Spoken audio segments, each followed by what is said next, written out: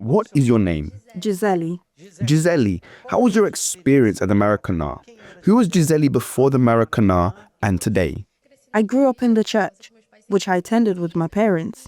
I was part of the PCA, was a tribe coordinator, although I advised others to take care of themselves. Eventually, I reached a point where I stopped following God's will and began prioritizing my own desires instead. So I left the PCA and other things and started having bad eyes towards the things of God. I began having bad eyes with the leaders and holding grudges against many people. I thought I was well, but I was not. I did many things that were not of a person of God, but I still came to the church and attended the services. For those who looked from the outside, I was evangelizing, wearing the group t-shirt. In a determined moment, I had a conversation with the pastor and he told me that I was not born of God. I was revolted. I said, "How is this possible? This pastor has just arrived, does not know anything about my life, and he is telling me that I am not born of God."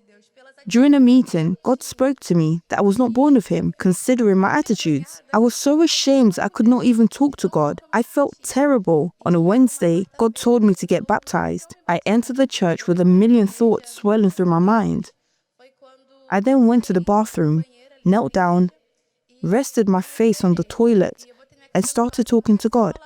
I told him about the Gisele I was and everything that was happening to me. I told him that I did not want to only attend a meeting, because at that stage, I would go to a meeting, listen to the preaching, and leave the same person. What happened at the Maracana? I was preparing myself during the week, and I was thirsty for God.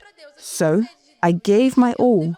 I cut everything I had to cut. I was very attached to my appearance, so I gave my makeup away, I cut my hair, cut the friendships, I did everything I could, and I started feeling thirsty. I went to bed thinking of the Holy Spirit and woke up thinking of him. When Friday arrived, I said, "My God, it will be today. I will not allow anything to distract me." I told myself that it would be that day. I remember that when I went to the street, there was a standstill traffic. I said, "My God, it's tied up," but I took a motorbike and went all the same. I will arrive at Maracana, whatever happens. When I got there, many things happened to divert my attention. One child was crying, another one was screaming, and everything was happening at the same time.